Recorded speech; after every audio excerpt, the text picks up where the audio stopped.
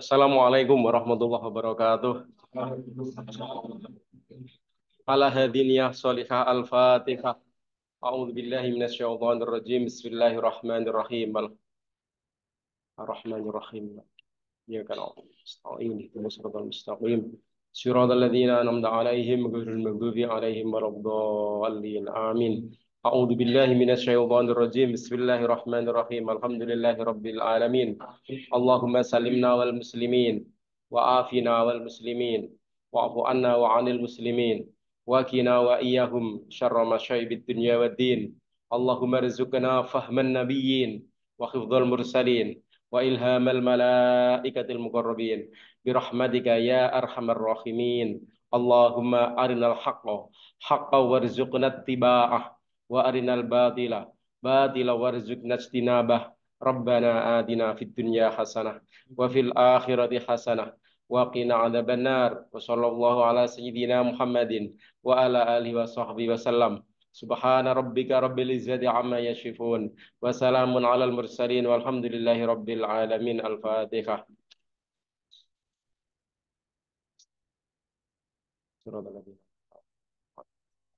Assalamualaikum warahmatullahi wabarakatuh. Waalaikumsalam.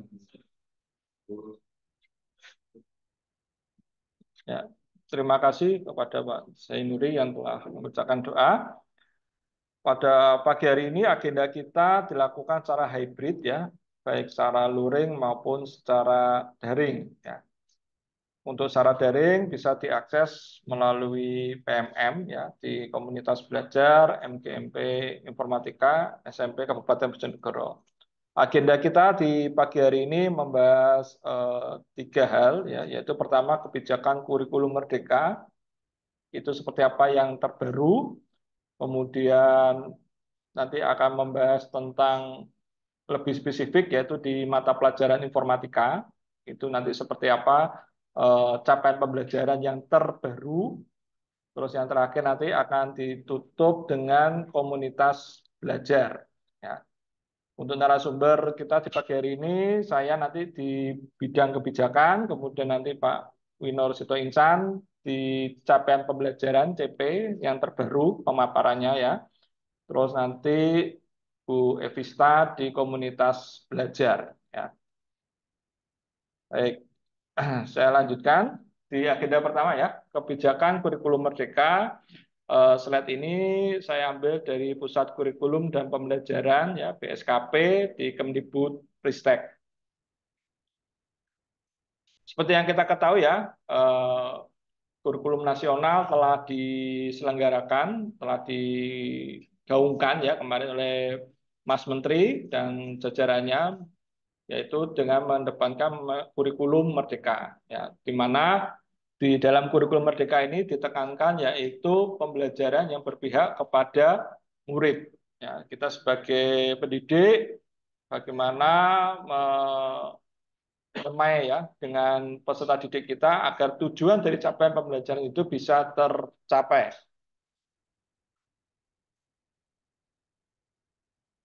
Untuk mewujudkan itu, Merdeka Belajar ya, sekolah yang kita cita-citakan yaitu sekolah yang menumbuhkan kompetensi dan karakter semua murid untuk menjadi pelajar sepanjang hayat dengan nilai-nilai Pancasila. Jadi bagaimana membentuk peserta didik yang love learning ya, belajar sepanjang hayat. Untuk membentuk pembelajaran sepanjang hayat itu diperlukan tiga hal, yaitu bagaimana model pembelajaran yang berpusat kepada murid, kemudian suasana lingkungan sekolah yang inklusif, artinya inklusif di sini tidak terjadi bullying dan sebagainya, ya kebenikaannya itu terjaga dengan baik. Ya, kemudian peran serta juga oleh pendidik, ya baik guru maupun tata usaha, ya dalam kegiatan pembelajaran bisa dilakukan secara refleksi, ya kemudian gemar belajar, berbagi dan berkolaborasi. Ya. Kalau ketiga hal ini bisa dilakukan, maka terbentuklah ya apa yang kita ceritakan yaitu murid memiliki kompetensi dan karakter Pancasila. Ya, dari tiga hal inilah diperlukan kepemimpinan untuk memberikan pelayanan pendidikan yang lebih baik. Ya. baik itu melalui kepala sekolah maupun program guru penggerak. Oke, saya lanjutkan. Kurikulum Merdeka adalah kurikulum yang memberikan fleksibilitas dan fokus pada materi esensial untuk mengembangkan kompetensi peserta didik sebagai pelajar panjang hayat yang berkarakter Pancasila. Jadi artinya di capaian pembelajaran itu, kalau di SMP itu di fase D selama 3 tahun, sekolah diberi kebebasan untuk mendesain ya bagaimana suatu mata pelajaran ini diselesaikan selama 3 tahun. Ya. Kemudian kurikulum Merdeka merupakan salah satu alat bantu utama untuk melakukan transformasi pendidikan dan mewujudkan sekolah yang kita cita-citakan. Ya. Jadi dicita-citakan secara bersama. Kemudian kurikulum Merdeka memudahkan guru dan kepala sekolah meningkatkan kualitas pembelajaran dan indikator lain yang diukur dalam asesmen nasional atau raport pendidikan, akreditasi sekolah, standar pelayanan minimal atau SPM. Ya. 3 hal ini saling terkait ya. Untuk membenahi sekolah berarti kita harus memperhatikan rapor pendidikan ya yang telah nanti insya Allah di tahun ini di bulan Agustus ya untuk yang jenjang SMP, untuk jenjang SD sekitar September ya. Dengan fokus pada materi esensial ya, maka struktur yang diberikan dalam kurikulum Merdeka ini memudahkan guru melakukan pembelajaran terdiferensiasi ya. Memang untuk membentuk pembelajaran terdiferensiasi ini butuh waktu, effort yang cukup panjang dan tidak serta-merta ya, harus demi tahap by design ya. Artinya tahun pertama apa yang dirancang, tahun kedua seperti apa, dan tahun ketiga seperti apa. Dengan terwujudnya pembelajaran diferensiasi akan mengasah bakat dan minat serta menumbuhkan karakter murid secara lebih menyeluruh. Jadi kita sudah memperhatikan bakat dan minat peserta didik kita ya, di mana fokus pada muatan esensial ya, mana yang wajib kita berikan untuk peserta didik kita, tidak perlu menyelesaikan semua yang ada ya. Kemudian fleksibilitas kontekstualnya dalam kurikulum sekolah ya, ya terdiferensiasi mengatur materi, alur dan kecepatan pembelajaran sesuai minat dan tingkat kemampuan murid. Nah, ini nanti di sini saya akan memberikan contoh pengalaman yang saya dapatkan dari kegiatan di Harvard University ya. Bagaimana mereka mengajarkan terdiferensiasi kepada kami guru ketika belajar tentang computer science di Harvard University. Kemudian terakhir adalah pembentukan karakter ya melalui penguatan proyek profil pelajar Pancasila atau disebut P5 yang bisa Bapak Ibu lakukan di 1 tahun 3 tema. Karena fleksibilitas dan kontekstual ya, jadi artinya CP yang kita turunkan harus mendekati dengan keadaan lingkungan sekitar sekolah kita. Mungkin antara sekolah saya dan sekolah Bapak Ibu mungkin bisa berbeda karakteristiknya ya. Jadi mungkin di sini ada kelebihannya ini, di kecamatan sana ada kelebihan ini, itu yang bisa kita angkat ya. Jadi makanya di pusat dibuat secara umum global ya. Di turunan ATP itu nanti yang Bapak Ibu guru susun bersama ya. Kemudian fokus pada muatan esensial. Sehingga CP-CP yang disusun itu lebih fokus ke tujuan selama 3 tahun apa yang harus dicapai ya. Kemudian pengembangan karakter. Pengembangan karakter bisa secara kokurikuler yaitu melalui P5 maupun juga bisa melalui ekstrakurikuler. Itu juga bisa dilakukan ya. Kalau kokurikuler sudah Bapak Ibu kembangkan ya, lakukan dengan minimal 3 tema yang telah disepakati bersama di lingkungan sekolahnya. Baik. Struktur kurikuler itu dibagi 2, intra dan kokurikuler. Intra itu mata pelajaran yang harus diampu ke peserta didik, yaitu sekitar 12 mata pelajaran untuk jenjang SMP. Ya. Kokurikuler, pembelajaran yang terjadwal ya melalui kegiatan pengembangan yang kalau di kurikulum Merdeka adalah P5. Ya. Selain itu juga ada kegiatan pengembangan lainnya yaitu dalam bentuk ekstrakurikuler sesuai dengan karakteristik satuan pendidikan. Ya. Kemudian kekesan satuan jenjang dalam kurikulum. Nah, ini yang terbaru ya. Di SD, SMP, SMA, murid dengan berpotensi kecerdasan istimewa dapat diberikan percepatan belajar dan atau pendalaman dan pengayaan capaian pembelajaran secara individu, bukan rombongan belajar. Jadi kalau dalam satu kelas ada anak yang istimewa, itu bisa didorong lebih cepat ya mencapai capaian pembelajarannya. Kemudian di jenjang SD yang terbaru adalah bahasa Inggris sebagai mata pelajaran wajib mulai kelas 3 SD dengan masa transisi hingga tahun ajaran 2027-2028. Artinya nanti di tahun 2027-2028 semua SD se-Indonesia akan mewajibkan mata pelajaran bahasa Inggris. Selama masa transisi ini, dinas atau dinas provinsi maupun kabupaten menyiapkan SDM-nya. Ya, bisa dalam bentuk perekrutan P3K atau dan sebagainya, atau mungkin guru kayak di jenjang digas SMP bahasa Inggris yang kekurangan jam bisa mengajar bahasa Inggris di SD, seperti itu gambarannya ya. Jadi bisa dipilih mana yang sesuai kondisinya ya. Kemudian di jenjang SMP dan SMA, kelas khusus atau satuan pendidikan khusus olahraga atau seni dapat menggunakan alokasi waktu P5 sebagai penguatan kompetensi khusus keolahragaan dan kesenian. Ya, kebetulan kalau di tempat kami nggak ada yang ke arah sini ya. Mungkin kalau yang kayak SMK olahraga, SMP olahraga itu ada, ini bisa P5 dimasukkan ke kasannya dalam kejuruannya dia. Ya.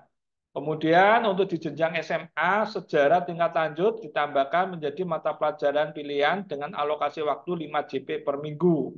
Kemudian alokasi waktu mata pelajaran bahasa Inggris ditambahkan 1 JP per minggu menjadi 3 JP per minggu. Itu yang di SMA. Ya, kalau di SMP tidak ada kendala, di SD juga nggak ada kendala, cuma ada muatan wajib tambahan.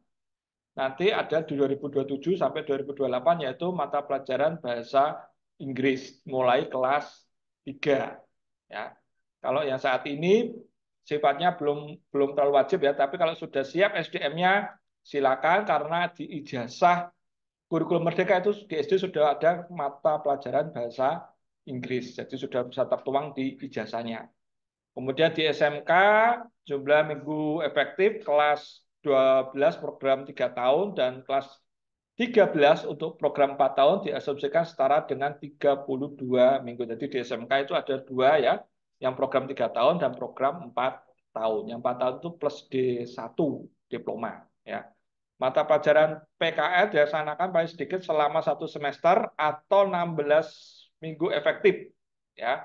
Jadi magang ya itu bisa dilaksanakan selama 1 semester ya untuk program 3 tahun dan paling sedikit 10 bulan atau 26 minggu untuk program 4 tahun ya. Ini untuk yang di SMK tambahnya. Kemudian untuk pendidikan khusus penambahan struktur kurikulum untuk TKLB. Jadi sudah difasilitasi TKLB ini ranah di provinsi ya. Kalau kita di kabupaten tidak terlalu mendengar hal ini. Kemudian pendidikan kesetaraan ya, kejar paket ini ya, penyederhanaan jumlah SKK dan struktur kurikulum kokurikuler pada pendidikan kesetaraan dilaksanakan masih sedikit pembelajaran dan keterampilan berbasis profil pelajar Pancasila. Oke, saya lanjutkan. Ini contoh ya, di PAUD CP-nya yang sudah dikembangkan, bukunya juga sudah disiapkan, pembelajaran di PAUD, kemudian di SD, ya. Di SD ini ada transisi dari PAUD ke SD. Nah, yang menarik adalah apa?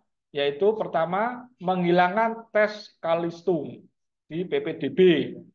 Ya. Yang kedua, MPLS-nya 2 minggu. Ya, jadi MPLS-nya 2 minggu pada tahun ajaran baru dari PAUD ke SD. Jadi nanti bedanya kalau di SD kelas 1 MPLS-nya berjalan selama 2 minggu. Ya. Kemudian perubahan yang ketiga adalah menerapkan pembelajaran membangun 6 kemampuan fondasi anak di PAUD dan di SD. Jadi di kelas 1 dan di PAUD itu ada satu buku tambahan yaitu kemampuan fondasi atau fundamental foundation ya. Kemudian penetapan bahasa Inggris sebagai mata pelajaran wajib di tahun ajaran 2007-2028. Hal ini didorong 3 hal. Yang pertama, bahasa Inggris sebagai kebutuhan seluruh anak Indonesia. Ya. Kemudian yang kedua, keselarasan kurikulum bahasa Inggris. Dan yang ketiga, pemerataan kualitas pembelajaran. Karena kadang kita lihat mungkin sekolah swasta sudah menerapkan bahasa Inggris. Mungkin yang sekolah negeri belum. Nah, sekarang diupayakan hal itu bisa equal ya. Artinya di sekolah negeri pun juga mendapatkan mata pelajaran bahasa Inggris, tapi dimulai dari kelas 3. Untuk di SMP, penguatan teknologi digital termasuk kemampuan berpikir sistem dan komputasional melalui mata pelajaran informatika yang diwajibkan. Nah, jadi informatika menjadi mata pelajaran yang wajib di SMP untuk penguatan kompetensi teknologi digital dan berpikir komputasionalnya. Untuk di SMA, mapel pilihan kelas 11 dan 12, satuan pendidikan wajib membuka kelompok mata pelajaran umum paling sedikit 7 mata pelajaran. Kemudian setiap peserta didik wajib mengikuti seluruh mata pelajaran dalam kelompok mata pelajaran umum dan memilih 4-5 mata pelajaran kelompok mata pelajaran pilihan yang diselenggarakan oleh satuan pendidikan disesuaikan dengan minat, bakat, dan kemampuan peserta didik. Peserta didik diperbolehkan mengganti mata pelajaran pilihan paling lambat kelas 11 semester 2 berdasarkan penilaian ulang satuan pendidikan terhadap minat, bakat, dan kemampuan peserta didik. Artinya nanti kalau dia di kelas 12 merasa tidak nyaman dengan pilihannya dia bisa bertukar mata pelajaran yang perminatannya. Khusus untuk sekolah yang ditetapkan pemerintah sebagai sekolah keolahragaan atau seni dapat dibuka mata pelajaran olahraga atau seni sesuai dengan sumber daya yang tersedia. Ya, di MA maupun bentuk lain yang sederajat. Ya. Ini yang perubahan kurikulum merdekanya di SMA. Kemudian di SMK juga sama, ya PKL dilakukan secara blok dengan asumsi 46 JP per minggu. Nanti bisa dilihat di panduan PKL SMK di kurikulum merdeka. Kemudian mapel pilihan SMK, mata pelajaran pilihan merupakan mata pelajaran yang dipilih peserta didik berdasarkan minat untuk berwirausaha, bekerja pada bidangnya maupun melanjutkan pendidikan. Ya, ini untuk yang di SMK. Kemudian ruang lingkup mapel pilihan SMK, pendalaman mata pelajaran konsentrasi keahlian, pilihan mata pelajaran lintas konsentrasi keahlian, pendalaman mata pelajaran akademik, dan pendalaman mata pelajaran pilihan di SMA atau MA. Ini pendidikan khusus, tidak terlalu banyak saya sampaikan ya, saya lanjutkan. Termasuk kesetaraan. Oke, kita lanjutkan ke Permendikbud 12/2024 tentang standar isi ya. Tentang standar isi bahwa kurikulum satuan pendidikan ditetapkan oleh Kepala Satuan Pendidikan. Kemudian untuk ekstrakurikuler dalam kurikulum merdeka, ekstrakurikuler dilaksanakan sesuai ketersediaan sumber daya satuan pendidikan dan peserta didik mengikuti ekstrakurikuler secara sukarela. Nah, ini yang harus digarisbawahi. Ya. Jadi kegiatan ekstrakurikuler minimal bisa dilakukan diadakan satu ya, yaitu pramuka, tapi sifatnya adalah sukarela, bukan lagi wajib. Ya. Kemudian tentang tanggung jawab satuan pendidikan mengembangkan dan menetapkan kurikulum satuan pendidikan berdasarkan kerangka dasar kurikulum dan struktur kurikulum ditetapkan oleh Kementerian. Bagian satuan pendidikan menyediakan layanan program kebutuhan khusus untuk menyediakan layanan sesuai kondisi peserta didik yang berkebutuhan khusus, kemudian melakukan refleksi, evaluasi, dan perbaikan implementasi, dan terakhir berpartisipasi aktif dalam komunitas belajar. Nah, ini yang perlu kita galakan ya, masing-masing sekolah untuk mengadakan komunitas belajar. Kita dulu pun sudah pernah ya namanya MGPS, ya, musyawarah guru mata pelajaran tingkat sekolah. Nah, sekarang ditingkatkan menjadi komunitas belajar. Kalau di luar negeri namanya PLC, Professional Learning Community. Nah, seperti itu ya. Kemudian tahapan kebijakan kurikulum merdeka. yang sudah dijalankan ya, mulai dari Permendikbudristek nomor 5 tahun 2022 hingga yang terakhir adalah keputusan BSKP nomor 9 2022 ya, yaitu tentang dimensi elemen subelemen CP kurikulum merdeka. Ini yang sudah tertuang ya hingga saat ini ya. Dan nanti insya Allah mungkin ada nanti revisi sekitar bulan Mei atau Juni ya, itu nanti akan muncul hal-hal yang terbaru terhadap kurikulum merdeka, mulai dari buku panduan petunjuk, bagaimana menyusun pembelajaran yang harus dilakukan, hingga CP yang terbaru, apalagi yang untuk mata pelajaran informatika, mengalami perubahan yang cukup signifikan, ya, perubahan dari elemen-elemennya. Oke, berikutnya adalah dalam kurikulum merdeka disusun sejak 2020 ya, sudah ada kurang lebih 300.000 sekolah, termasuk 6.000 sekolah digital ya sudah mulai melakukan kurikulum merdeka.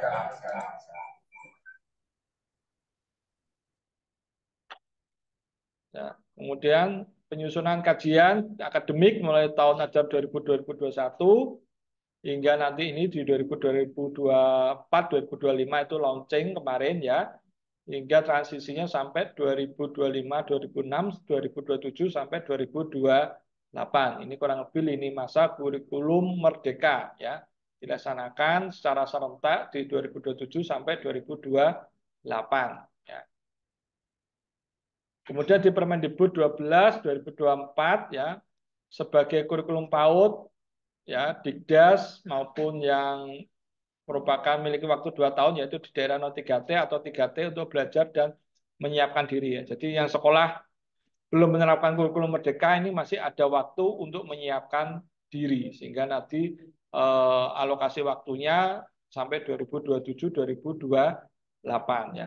Sekolah yang sudah menerapkan kurikulum merdeka melalui program sekolah penggerak dan SMK-PK maupun secara mandiri didorong dan dibantu untuk terus meningkatkan kualitas implementasi. Kemarin sudah dibuka di PMM ya, sekolah untuk melakukan perpanjangan penerapan kurikulum merdeka ya. Bahkan kemarin pun sudah ada perpanjangan secara offline ya, bagi yang sekolah lupa bisa koordinasi dengan dinas untuk menggunakan kurikulum merdeka. Dukungan Kemendikbudristek untuk implementasi kurikulum merdeka yang sudah Bapak Ibu lakukan yaitu di PMM ya, yaitu Merdeka Mengajar ya. Salah satu tambahan yang ada di PMM ya, selain perangkat ajar, terus kemudian sharing materi, pelatihan dan sebagainya, itu ada satu lagi yaitu asisten berbasis AI.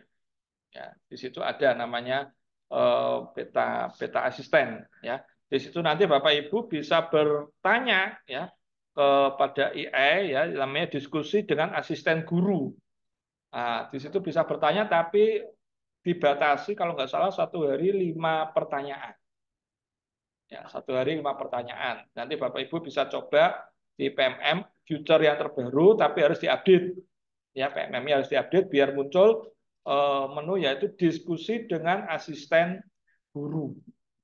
Kemudian yang kedua adalah komunitas belajar. Ya, dalam komunitas belajar ini kita bisa berbagi praktek baik atau inovasi yang telah dilakukan ya, baik secara dalam komunitas sekolah maupun antar sekolah maupun secara daring. Ya. Kemudian yang terakhir yaitu program guru penggerak, sekolah penggerak, dan SMK-PK yang melatih guru dan kepala sekolah untuk menerapkan menjadi narasumber praktek baik kurikulum merdeka. Kemudian pelatihan yang lebih spesifik ya, termasuk untuk guru informatika, guru bahasa Inggris, guru PJOK, guru PAUD dan guru pendidikan inklusi. Artinya guru-guru ini nanti akan mendapat BIMTEK khusus. Ya, bahasa Inggris sudah ya, sudah running, informatika sudah di SMA, yang SMP mungkin nanti menunggu informasi selanjutnya ya. Yang sekarang berjalan itu di SMA, BIMTEK guru informatika. Bahkan kemarin juga ada teman-teman kita yang dari sekolah penggerak pun sudah melakukan BIMTEK juga ya melalui BBGP ya. Kemarin di Kabupaten Bojonegoro ada 8 ya, 8 sekolah penggerak ya. Ya, sekolah penggerak yang ikut kegiatan pelatihan di Malang ya. Kemudian ada lagi fitur tambahan yaitu awan penggerak. Awan penggerak yaitu sebuah server offline ya, bisa diakses secara eh, intranet dalam lingkungannya ya. Yang mendapat fasilitas awan penggerak ini adalah sekolah-sekolah yang 3T. Dia akan mendapat apa saja kayak e-book digital, modul ajar, contoh-contoh dari semua yang ada di PMM itu direpositi, dikopi di suatu server khusus ya yang diberikan dengan nama awan penggerak ya. Kemudian buku-buku sudah disediakan oleh Kemdikbud. Kemungkinan nanti buku informatika juga mengalami perubahan karena CP-nya juga berubah ya. Semula 8 CP 8 elemen menjadi cuma 2 elemen di SMP ya. Kemudian program guru penggerak yang sudah berjalan saat ini sudah angkatan berapa nih? 11 ya. 11 ya, angkatan 11 yang sudah berjalan ya. Semoga teman-teman guru informatika yang masih berusia di bawah 55 tahun segera mendaftar menjadi guru penggerak ya. Kalau yang sudah sekolah penggerak nggak tahu apakah sudah dikunci atau enggak ya, saya kurang tahu. Biasanya kalau yang sekolah penggerak kepala sekolahnya nggak bisa daftar menjadi guru penggerak biasanya ya. Oke, kemudian implementasi kemudian yang kedua, kurikulum merdeka meningkatkan beban administrasi guru dan kepala sekolah. Tidak ya, karena itu semua sudah disederhanakan ya, baik dalam bentuk RPP atau modul ajar yang sederhana ya.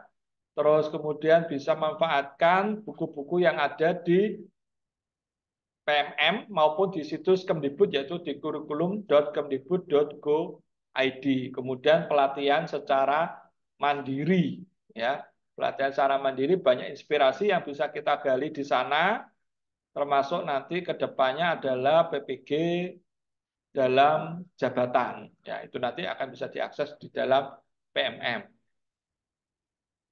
Oke, tindak lanjutnya Bapak Ibu jangan lupa masuk ke PMM-nya ya melalui situs bisa melalui itu guru.kemdikbud.go.id yang sudah terbiasa melakukan kinerja ya laporan kinerja itu sudah terbiasa mengakses itu atau melalui aplikasi PMM yang diinstal di HP-nya masing-masing ya.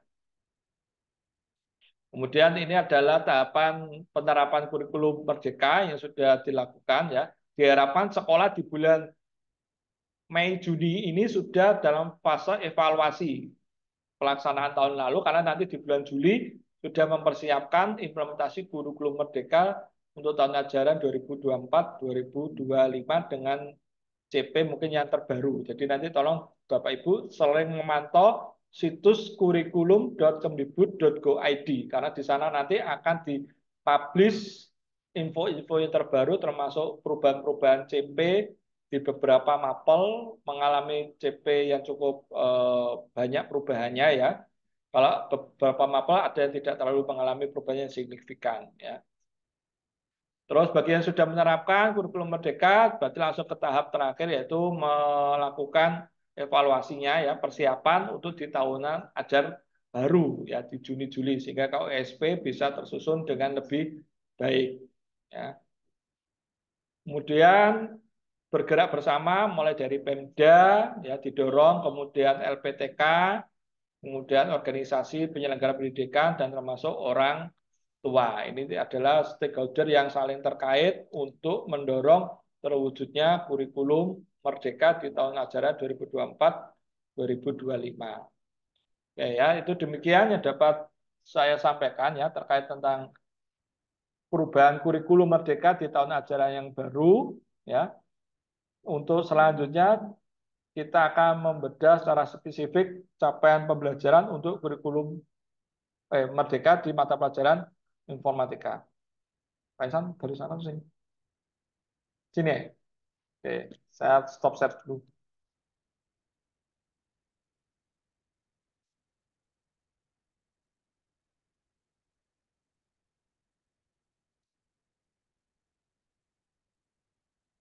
Hah?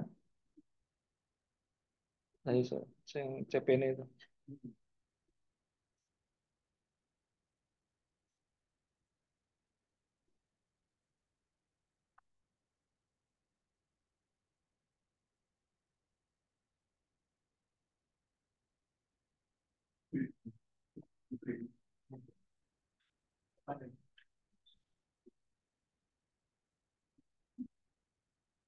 Oh, kok isi rasa.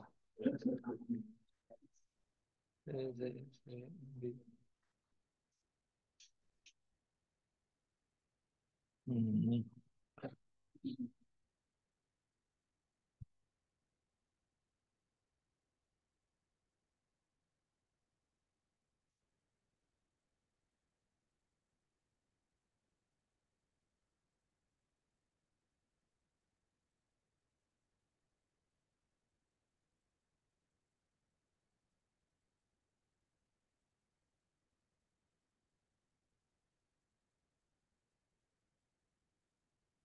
Oke, Pak.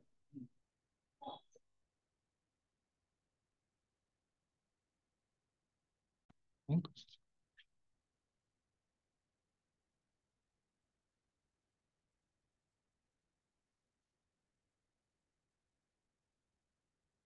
Assalamualaikum warahmatullahi wabarakatuh. Eh, Bapak Ibu, pagi ini kita coba membahas tentang perubahan CB yang kira-kira nanti Juni-Juli muncul. Oke. Untuk mata pelajaran informatika, kalau dulu itu kan elemennya ada 8. Eh, Berpikir komputasi, analisa data, kemudian jaringan komputer, sistem komputer, ada algoritma pemrograman, ada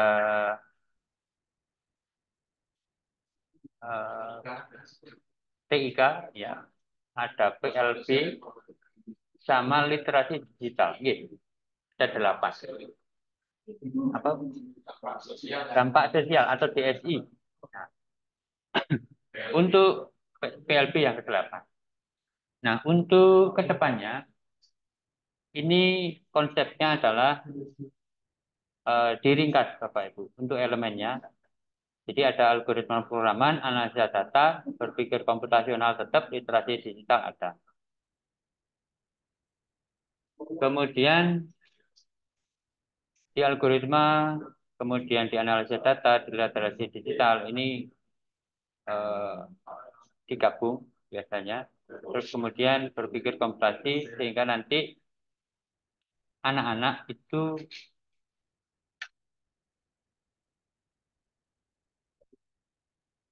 menjadi apa ya, cakap untuk bermedia sosial. Kira-kira begitu. Kemudian ini kerangkanya, jadi yang 8 elemen kemarin itu diringkas menjadi 4 elemen saja. Nah, untuk berpikir komputasional, ini adalah keterampilannya problem solving yang berjenjang melalui pemodelan simulasi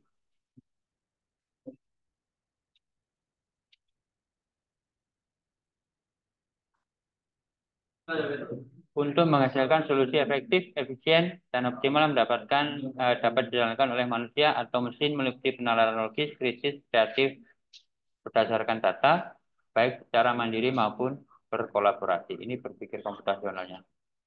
Kemudian untuk LD-nya, kecakapan bermedia sosial, berperilaku etis, berbudaya di dunia digital, kemudian kemampuan menjaga keamanan diri dan lingkungan, serta kenyamanan dan keseimbangan hidup di dunia nyata sekaligus dunia maya.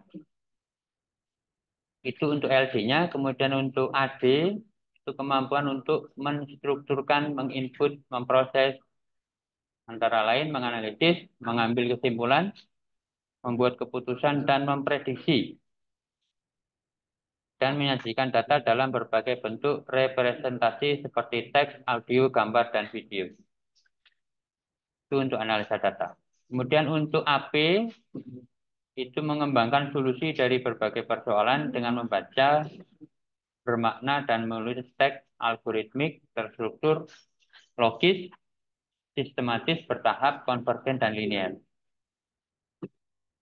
Menjadi kumpulan instruksi yang dapat dikerjakan orang lain atau oleh komputer berdasarkan paradigma pemrograman prosedural dengan ukuran dan kompleksitas pemrograman yang menarik secara bertahap dan berjenjang.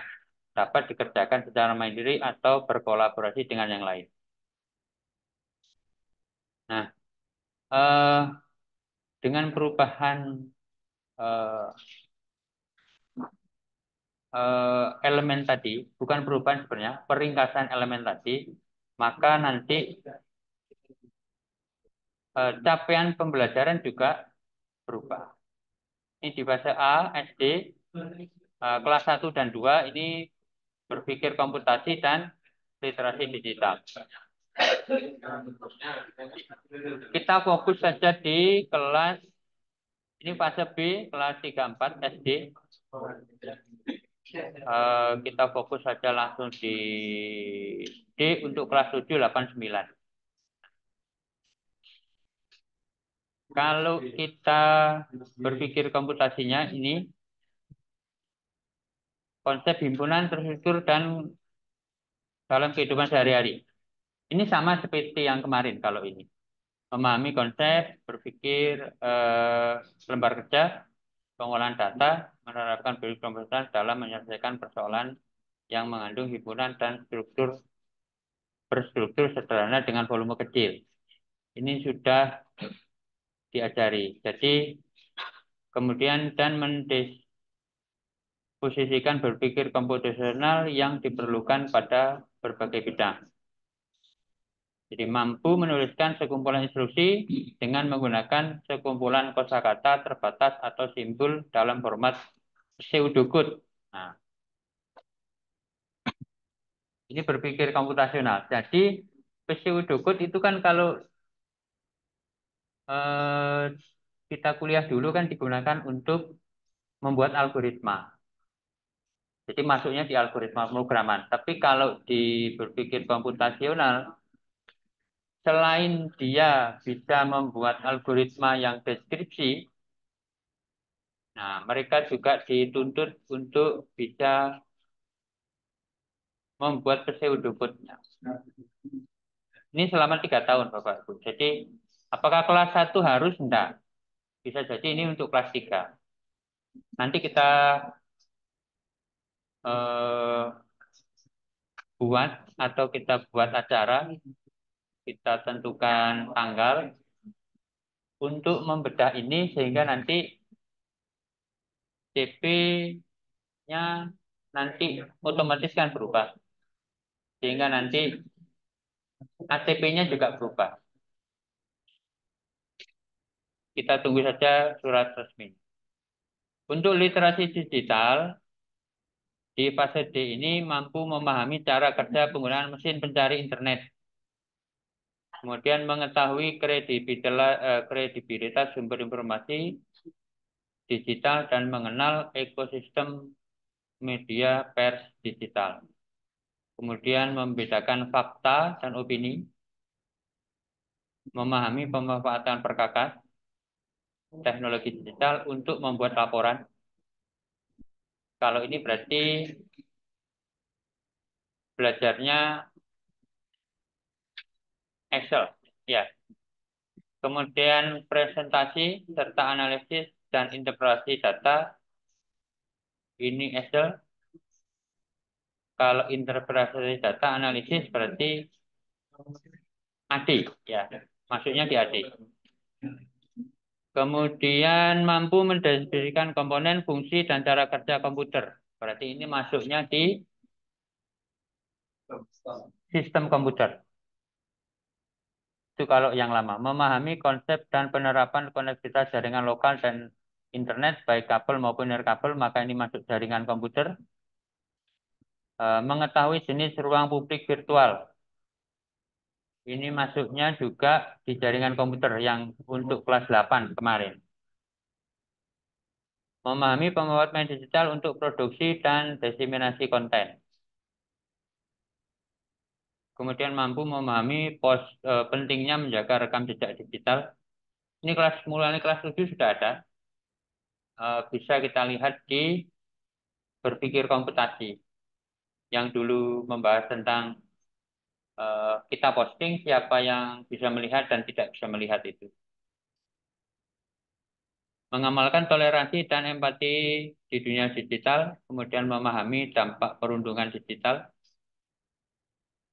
membuat kata sandi yang aman. Ini kalau kemarin masuknya di berpikir komputasi juga ada, di jaringan komputer juga ada.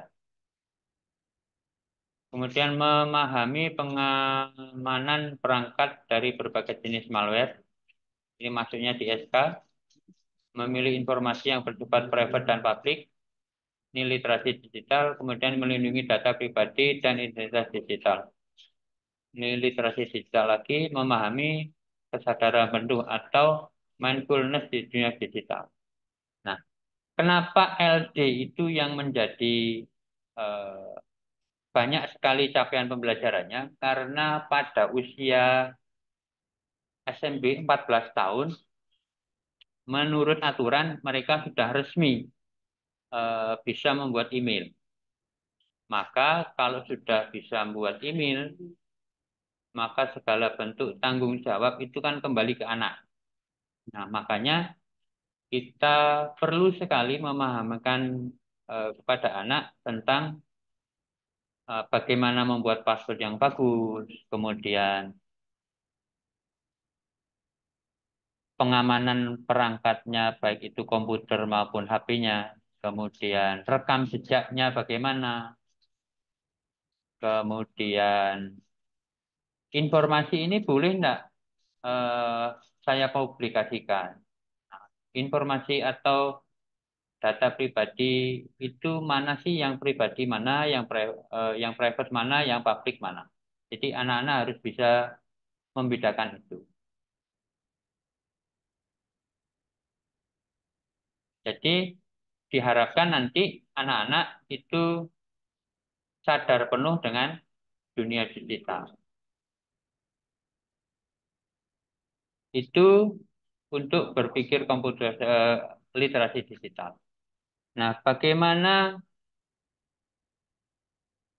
yang awalnya elemen itu 8 diringkas jadi 2, tapi sebenarnya 8 elemen itu dilebur jadi 2 elemen. Kira-kira begitu.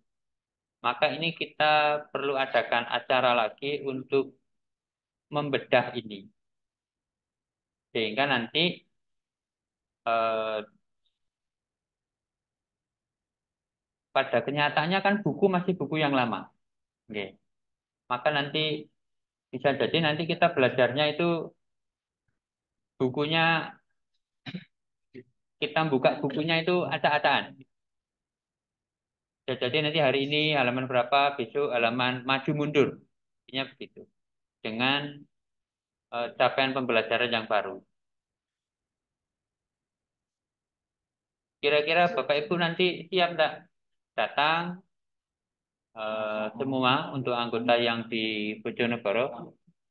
Datang kita bedah CP-nya, kemudian kita petakan CP di kelas 7 apa saja, nanti di kelas semester 1 2, nanti di kelas 8 1 2 CP-nya apa saja, nanti di kelas 9 CP-nya apa saja. Dari capaian pembelajaran yang ada ini.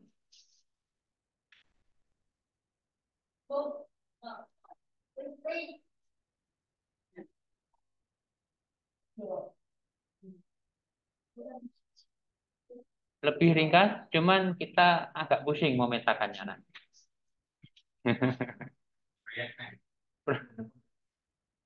Oke, monggo nanti kita bikin kesepakatan kapan membedah ini, karena ini kan dipakainya kalau memang benar Juni Juli itu surat resminya turun, maka CP berubah. Karena nanti KOSP-nya kan berubah juga. Maka mau tidak mau kita harus membuat ATP juga untuk mapel informatika sehingga nanti kita setorkan ke kurikulum untuk KOSP. Jadi pengurus mengharapkan sebenarnya luangkan waktu sehari atau 2 hari masa liburan itu datang untuk membedah ini.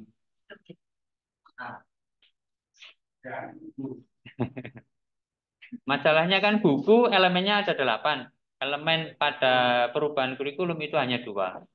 Maka nanti kita perlu kesepakatan bagaimana enaknya kita bisa mana yang kelas 7, mana yang kelas 8.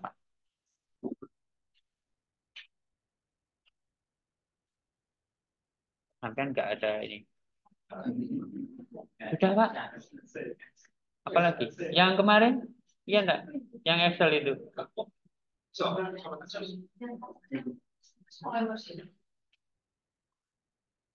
Tapi nanti orang-orang nggak mau datang. Masih close. Stop.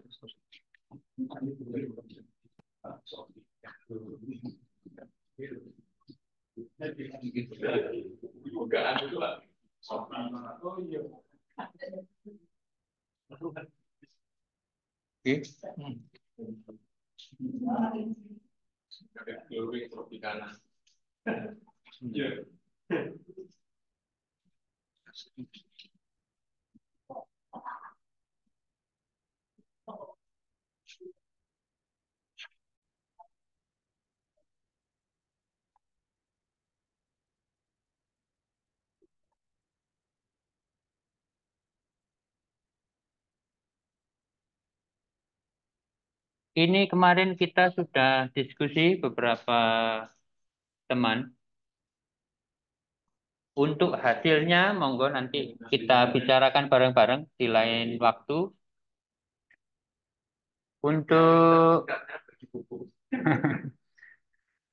untuk berpikir komputasional itu kan fase D. Ini kan peserta didik mampu memahami konsep himpunan data terstruktur dalam kehidupan sehari-hari. Nah, kemarin kita pecah. Intinya CP ini kita pecah menjadi tunjukan pembelajaran. BK01 berarti memahami konsep himpunan data terstruktur dalam kehidupan sehari-hari. Kemudian yang keduanya adalah memahami konsep lembar kerja pengolah data dan menerapkan berpikir komputasional. Kita sederhanakan menjadi konsep lembar kerja dan pengolahan data. Ini di kelas 7. Ya kasarnya pengenalan Excel. Kemudian menerapkan berpikir komputasional dalam menyelesaikan persoalan yang mengandung himpunan data berstruktur sederhana dengan volume kecil. Jadi belajar Excel setelah mengetahui, oh Excel seperti ini, kemudian kita kasih data, dia paham data yang terstruktur itu seperti apa, kemudian volumenya juga kecil. Kemudian yang terakhir di berpikir komputasi itulah mampu menuliskan sekumpulan instruksi dengan menggunakan sekumpulan kosakata terbatas atau simbol dalam format pseudocode. Ini kan berarti AP, algoritma pemrograman. AP masuknya di berpikir komputasi. Kalau dulu kan AP berdiri sendiri. Nah, sekarang masuknya di berpikir komputasi. Nah, ini kemarin kita coba tujuan pembelajarannya ada 4, kemudian materinya di kelas 7, 8, 9 kita pecah lagi. BK01, oh nanti kita belajar algoritma, optimalisasi, struktur data, dan representasi data. Kemudian nanti di kelas 8 di algoritmanya, kemudian stack, kemudian function, representasi data. Untuk kelas 9, algoritma, graph, kemudian tree, dan logiknya. Kemudian untuk BK02 kemarin itu kita pecah lagi pengenalan lembar kerja, kemudian pengolahan data-data. Nanti di kelas 8 pencarian dan visualisasi data. Sebenarnya dengan elemen yang buku yang sudah ada mirip-mirip. Cuman strukturnya saja yang berbeda. Kalau materi sama, hampir sama. Untuk pengolahan data lanjut, ini BK03, peringkasan data dan pengolahan data, ini di kelas 8 juga ada peringkasan data manual. Jadi pencarian, visualisasi data, peringkasan data, dan pengolahan data ini kelas 8, analisa data. Materi sekarang kan ini. Kalau untuk di kelas 7-nya itu kan pengenalan lembaga kerja, pengolahan data dasar, dan pengolahan data lanjut. Boleh ditambahi dengan analisa data unplug seperti yang praktik baik yang Bu siapa kemarin? Bu Rina ya? Analisa data yang nempel-nempel itu. Unplug. Bu Indri sama Bu Indri. Kelas 8 bisa studi kasus. Kelas 9 kenapa tidak ada? Karena habis. Sementara itu untuk berpikir komputasi. Kemudian untuk literasi digital ini ada banyak. Ini kita kemarin coba pecah CP-nya itu menjadi TP. Jadi memahami cara kerja penggunaan mesin pencari di internet. Itu mengetahui kredibilitas sumber informasi digital yang mengenal ekosistem media pers digital. Ini hampir sama sebenarnya dengan literasi digital dari buku yang sudah ada. Nanti kita bisa ini membedakan fakta dan opini. Kemudian LD4 pemanfaatan perkakas. Jadi intinya CP kita pecah menjadi 16 tujuan pembelajaran. Kemudian kita petakan nah ini kira-kira begini kemarin itu. Jadi kelas 7 semester 1 BK 0102 BK 0102 03 ini kan tadi masalah peringkasan data dan lain-lain itu kan di kelas 8. Kalau sekarang buku yang sekarang. Maka ini kemarin kita kasih merah. Kemudian untuk LD-nya 1, 2, 3. Untuk semester 2-nya LD 9, 10, 11. Kemudian BK-nya 4. Nah, apakah pemetaan seperti ini berlaku untuk semua sekolahnya sama? Tentu saja tidak. Kalau kita mau eh, ya harusnya disesuaikan dengan sekolah masing-masing. Karena apa? Di kurikulum Merdeka itu kan ada P5. Maka setiap tujuan pembelajaran ini kalau bisa itu mendukung P5-nya. Contoh P5-nya adalah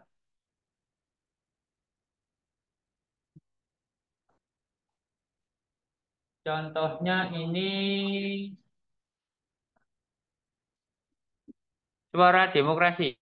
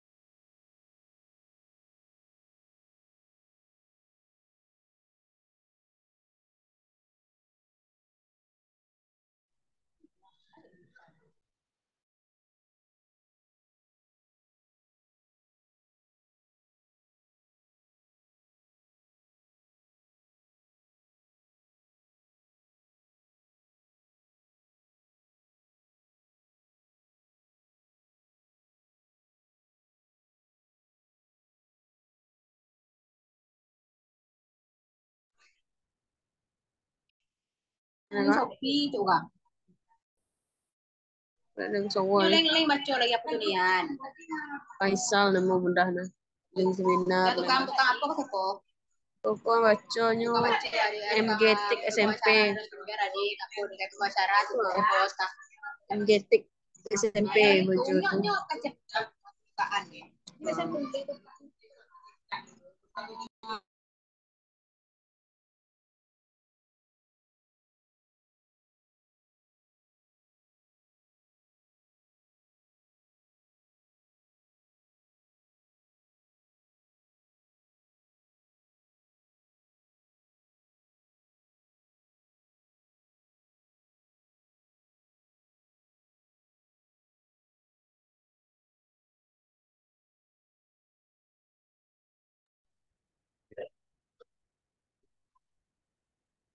Contohnya tadi di sini visualis data suara demokrasi ini membuat game tentang literasi digital.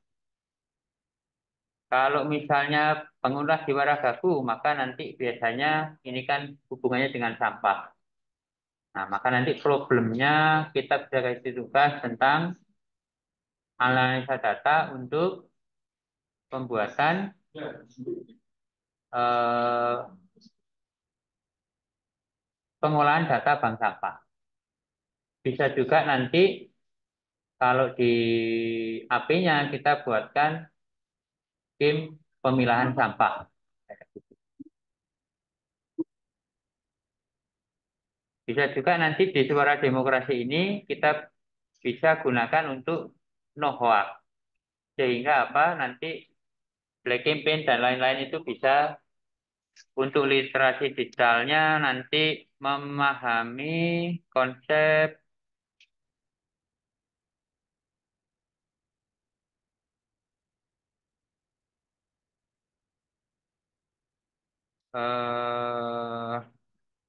fakta atau opini. Nah, untuk membedakan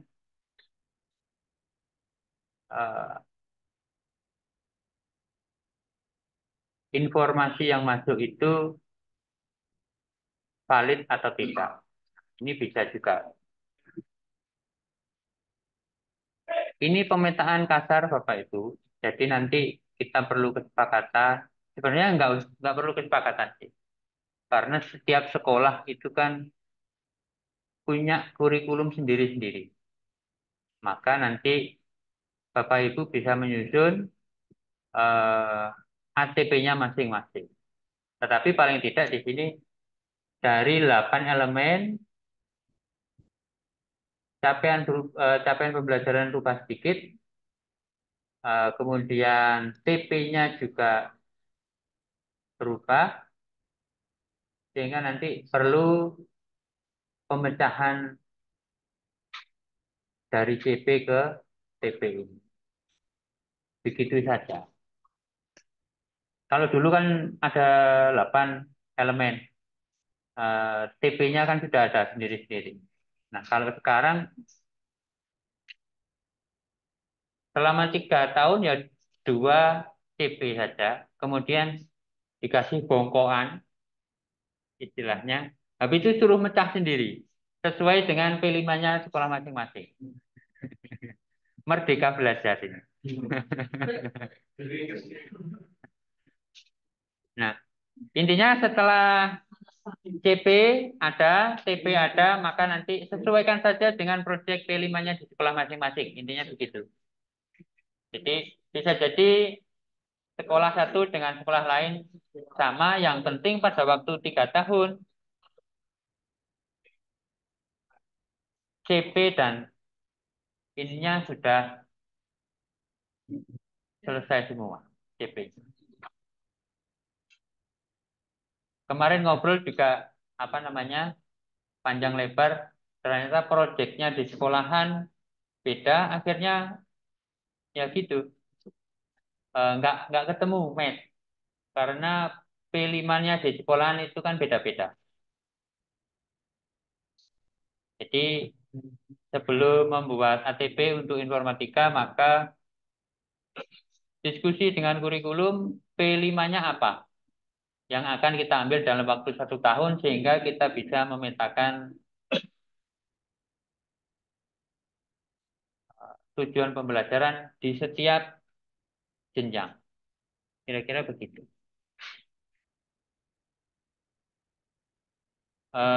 Sementara begitu Bapak Ibu, PR kita banyak. Monggo kita saling berbagi. Ini adalah contoh saja pemecahan CB menjadi TB. Saran, kritik, masukan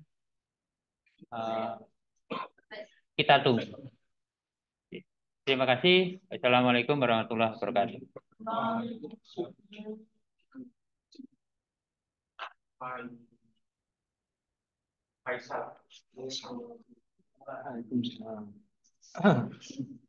Oke ya, baik Bapak Ibu, tadi penyampaian dari Bapak Winarsto Insan ya terkait pembedahan CP. Untuk absensi sudah kami bagikan ya, untuk absensi kegiatan di pagi hari ini.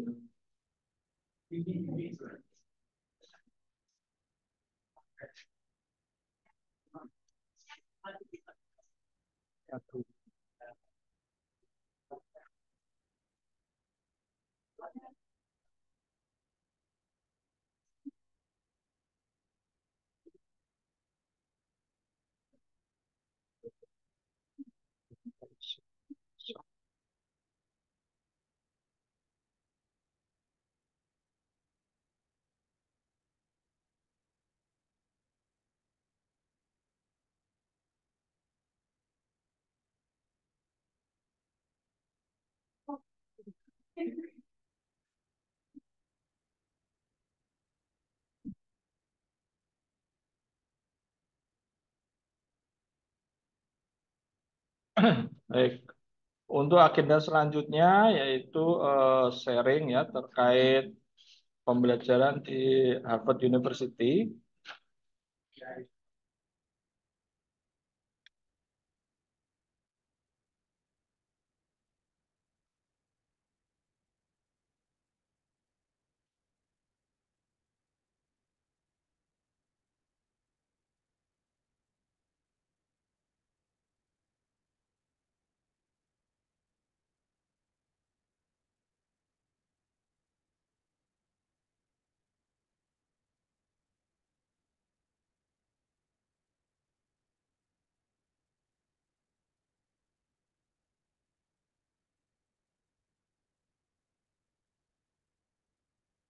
Oke, bagi Bapak Ibu yang mengampu mata pelajaran informatika, ini ada kesempatan beasiswa dari Kemdikbudristek ya melalui LPDP ya, yaitu beasiswa Microcredential Computer Science 50 ya.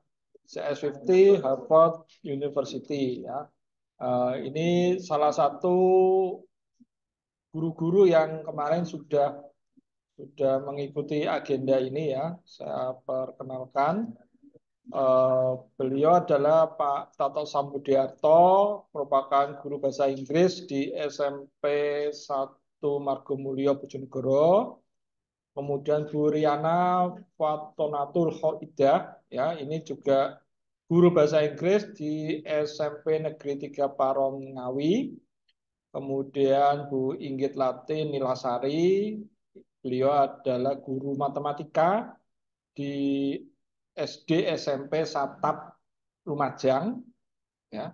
Kemudian Bu Nur Hasanah, beliau adalah guru pendidikan agama Islam, mengajar di SMP Negeri 3 Pasuruan. Dan yang terakhir Bapak Suparmanto, beliau sekarang ada di SMA Negeri 1 Sumberjo mengajar fisika. Ya, beliau ini kemarin yang sudah lulus di Harvard University selama 5 bulan diklatnya. Ya. Apa saja yang harus disiapkan ya sebagai guru informatika? Yang pertama adalah sertifikat kemampuan berbahasa Inggris. Ya. Baik itu TOEFL, ITP, dan sebagainya dipersiapkan. Katakan, saya belum punya, saya punyanya baru pra TOEFL gitu ya. Boleh diajukan aja nggak apa-apa ya. Tapi oleh Kemdikbud kemarin disampaikan untuk yang 2024 yang pakai sertifikat pra-TOEFL itu nanti diseleksi urutan paling akhir, ya, urutan paling akhir untuk dipanggil untuk tahapan kedua. Ya.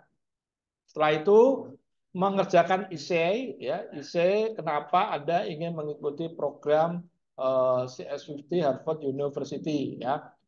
Pastikan Bapak Ibu membaca silabus dari CS50, ya, karena biar tidak tersesat di jalan, ya, karena materinya adalah belajar computer science atau belajar informatika. Jadi tadi yang saya sebutkan teman saya 5 itu mereka benar-benar berjuang dari nol karena mereka backgroundnya bukan guru informatika. Ya, kalau yang di depan saya ini saat ini 2 ini beliau mengajar bahasa Inggris untuk Bu Riana, kemudian Bu Nur guru agama Islam.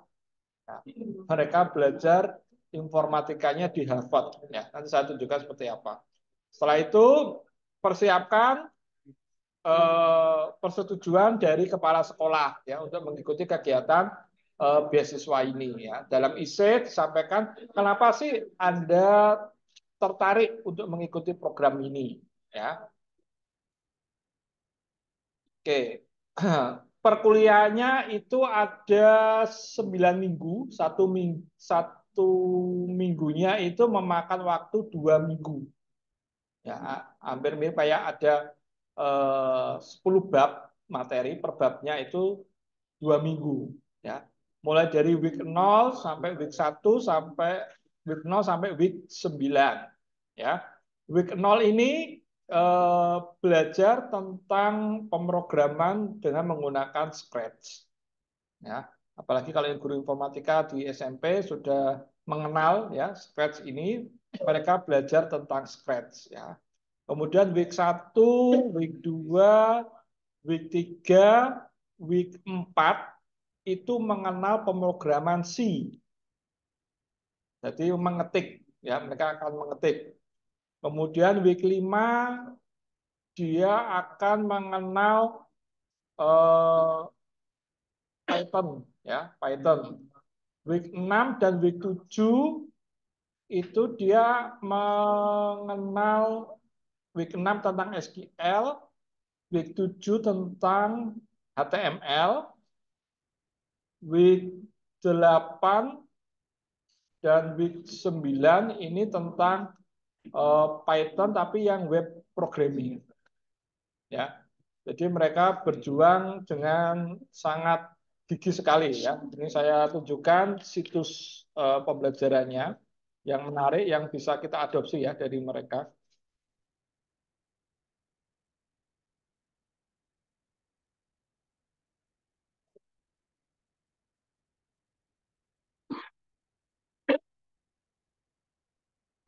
Baik. Ya, tadi saya sampaikan week 0 tentang Scratch. Ya. Scratch ini yang menarik di sini adalah berdiferensiasinya itu benar-benar tampak ya. Artinya gini, murid kita ya sebagai murid belajar itu disediakan fasilitas pertama adalah video full dari sang profesor ya selama 3 jam 4 jam. Jadi satu bab itu dibahas secara penuh oleh mereka ya.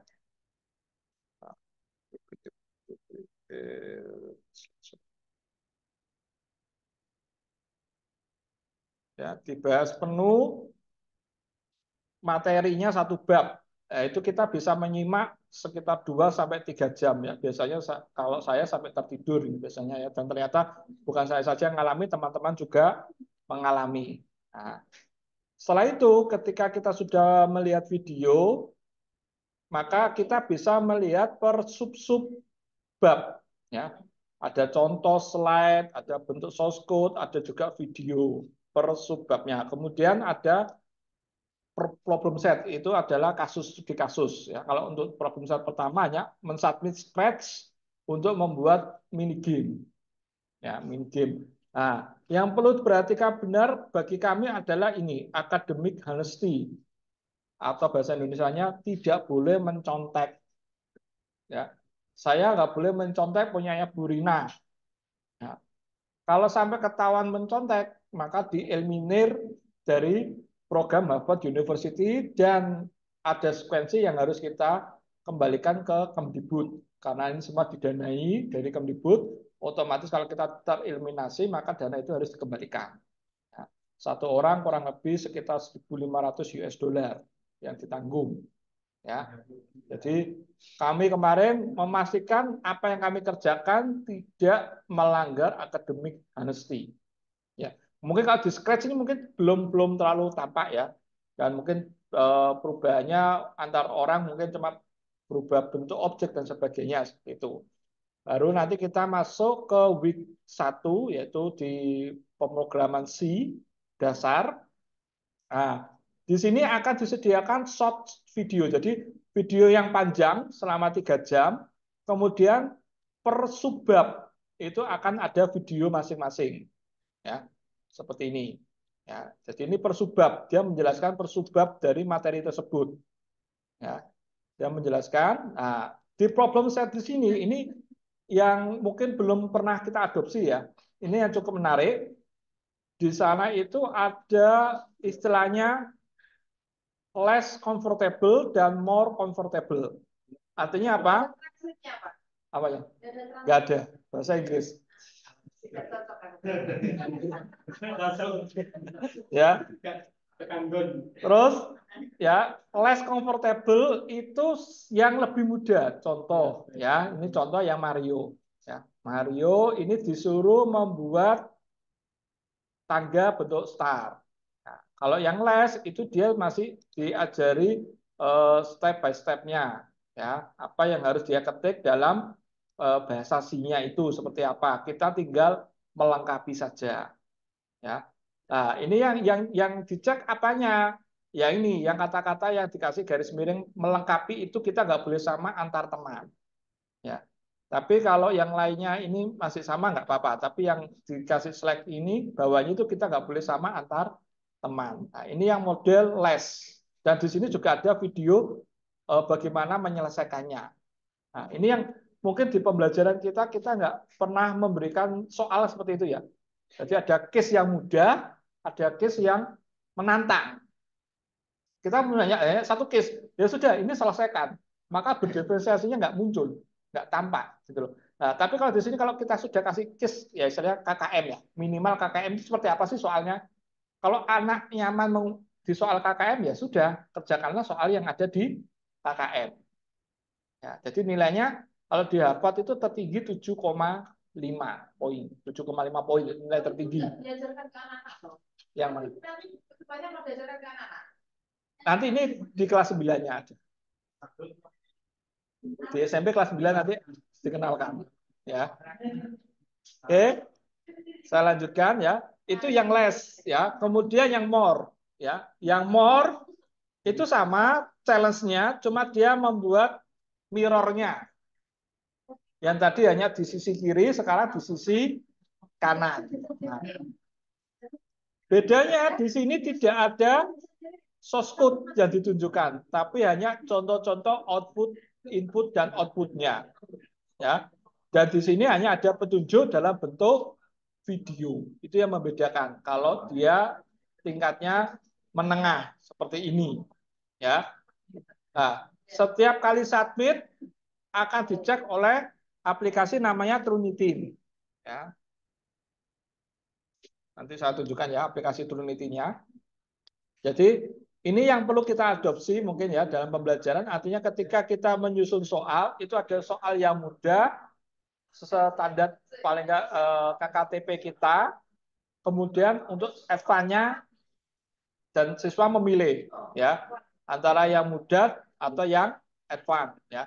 Kalau dia menyelesaikan yang mudah dulu, kemudian dia melanjut ke advance, dipilih nilai tertinggi yang mana, apakah yang mudah ataukah yang advance ya seperti ini. Kemudian selanjutnya di semua struktur hampir sama ya kegiatan pembelajarannya. Terus sistem perkuliahannya itu ada namanya office hours. Ya, office hour ini tiap minggu kita akan belajar dengan dosen-dosen dari Harvard satu hari 3 kali tatap muka, ya, pagi 1 kali, malam 2 kali, selama Senin sampai Sabtu pagi, ya. Kita wajib hadir minimal 1 kali, dan selama 6 hari itu materi yang diberikan tetap sama, yaitu bab sesuai topiknya. Misalnya babnya tentang si, maka ini diajarkan sampai Senin sampai Sabtu, sama semua. Cuma yang membedakan adalah dosen yang mengajar berbeda-beda di tiap sesi. Ya, tiap sesi itu beda-beda. Jadi kita bisa memahami ini diberi waktu selama 1 minggu. Setelah 1 minggu belajar, 1 minggu berikutnya menyelesaikan problem set. Ketika menyelesaikan problem set dari Harvard, diberi ruang untuk konsultasi. Ya, misalnya kita mengerjakan, kita kok stuck ya di tengah jalan, bingung. Nah, kita konsultasi. Nah, konsultasinya ini sifatnya private, satu-satu. Ya, karena private, ya kita harus mau nggak mau harus speak in English. Ya, meskipun Inggris Bapak Ibu terbata-bata nggak apa-apa, karena mereka akan juga memahami codingnya, code-nya. Karena kalau bahasa coding itu lebih mudah dipahami daripada mungkin bahasa kita, mereka kurang memahami, tapi begitu dia lihat source code kita, dia akan memahami dengan baik. Ya, ini yang menarik. Ini juga selama 1 minggu. Kita tidak diwajibkan kalau untuk problem set, untuk konsultasi. Kalau yang memiliki kendala saja, silakan konsultasi. Jadi ketika kita masuk di main room seperti ini, ditanyai dosennya, apa kamu ada masalah? Tidak, disuruh keluar. Ngapain kamu nggak ada masalah kok konsultasi seperti itu, ya. Kalau ada masalah saja konsultasi, ya, enaknya di situ, ya. Ketika kita ada konsultasi, kita di breakout room, ya, di breakout room sama mereka, sehingga permasalahan kita mungkin diselesaikan bersama-sama, ya. Alokasi waktu 2 jam itu bisa sampai 3 jam, 4 jam, karena terlalu asik dengan dosennya. Itu bisa terjadi seperti itu. Nah, cuma dampaknya adalah ketika kita ikut problem saya itu kadang kita nggak dapat alokasi waktu. Teman kita ternyata permasalahannya lebih kompleks daripada kita, sehingga dia memakan waktu lebih banyak. Nah, ini sistem perkuliahannya di sana. Kemudian yang terakhir adalah final project. Ya, final project. Nah, kalau di kita ada pembelajaran berbasis proyek. Nah, yang menarik di sini adalah di sana itu hanya meminta 3 hal. Pertama, ajukan proposal, kemudian status report, terus yang ketiga adalah implementation-nya, penerapannya seperti apa. Nah, yang menarik di sini ada yang bisa kita adopsi adalah kita disuruh mengukur kemampuan kita, ya, standar minimal project ini diselesaikan itu seperti apa. Ya. Oh, saya menyelesaikan proyek ini jika minimal saya sudah bisa merancang tampilannya. Itu sudah saya anggap minimal. Nah, kalau kita sudah melakukan itu berarti kita sudah sesuai KKTP. Jadi kita sendiri yang mengevaluasi kemampuan proyek kita. Terus misal kemampuan menengahnya apa? Kemampuan menengah bisa interaksi input data. Ya, input data atau mencari data. Nah, itu tingkat menengahnya. Kemudian tingkat tertingginya bisa apa? Tingkat tertingginya adalah ternyata bisa ada muncul administrator, bisa mengelola manajemen dan sebagainya. Nah, karena waktu final project itu bersamaan dengan week 9. Ya, tugas week 9 dan final project itu bersamaan. Sementara final project itu hanya diberi waktu lebih pendek karena ada kegiatan itu namanya Lokakarya nanti di Jakarta. Ya. Jadi di week 9 itu kita punya 1 problem set yang menantang, yaitu di finance. Kalau berde ini nggak terlalu kendala, teman-teman. Kendala terbesar kemarin teman-teman saya lihat di finance, ya. Finance ini dia ada proses update delay dalam transaksi bursa efek saham. Ya. Jadi bagaimana mereka membuat sebuah aplikasi seperti ini. Ya. Jadi ini bersamaan dengan final project. Makanya di final project itu tidak harus selesai 100% untuk ikut kegiatan ini. Ya, minimal 50% dari kegiatan kita, ya. Karena apa, waktunya yang memang cukup pendek, ya. Sementara Bapak Ibu memiliki kesibukan yang lain, sehingga mereka memaklumi tidak akan bisa terselesaikan 100% final project ini. Oke, itu model perkuliahannya, ya, dan materinya. Saya lanjut ke slide-nya.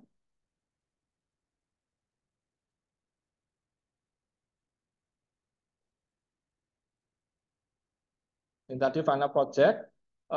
Dari 3 orang ini final project-nya berbeda-beda. Kalau dari Pak Tato ini dan tim, dia menggunakan pemilihan OSIS, dia menggunakan Python.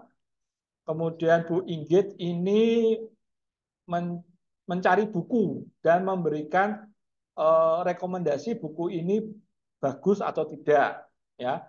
Dan Pak Suparmanto juga ternyata sama, ya. Dia juga pemilihan OSIS tapi berbeda dengan Pak Tato, sama-sama pemilihan OSIS tapi stylenya berbeda, ya.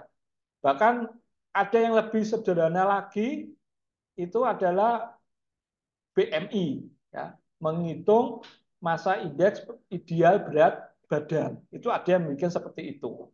Itu pun di ACC oleh Harvard-nya, ya. Oke, untuk kegiatan loka akan saya tampilkan, ya.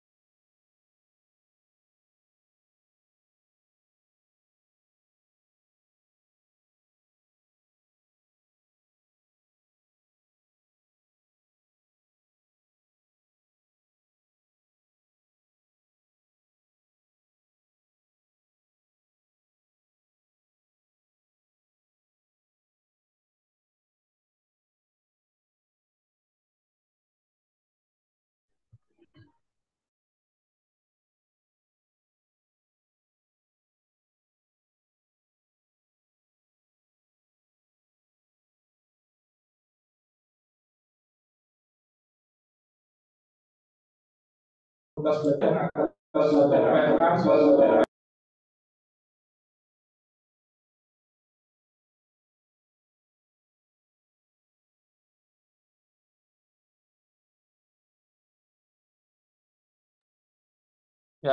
Bu Evista siap? Oke, baik. Sepertinya masih berhalangan tidak hadir Bu Evistanya. Oke, saya bukakan dulu materinya Kombel. Nah, jadi Pak Jo.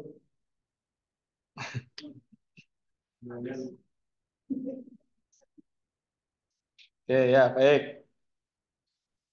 Karena masih perjalanan Bu Evistanya, saya mewakili Bu Evista ya, untuk memperkenalkan komunitas belajar.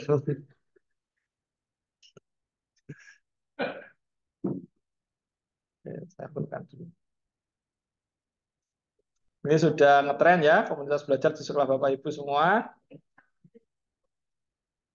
Di sini kita akan belajar 3 hal ya, apa itu Kombel, apa fokus dari Kombel, dan jenis dari Kombel. Ya, nah, ini sudah muncul ya.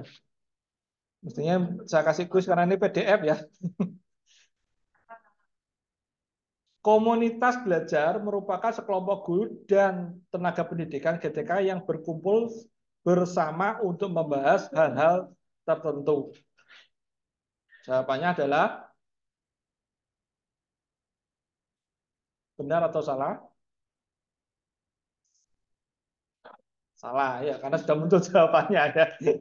Ya, salah. Jadi bukan hanya guru dan tenaga pendidik ya berkumpul sama-sama. Nah, tapi Kombel itu ada merupakan sekelompok GTK atau PTK yang belajar bersama, berkolaborasi, kemudian memiliki jadwal pertemuan rutin, memiliki tujuan yang jelas dan terukur untuk meningkatkan kualitas pembelajaran yang akan berdampak pada murid.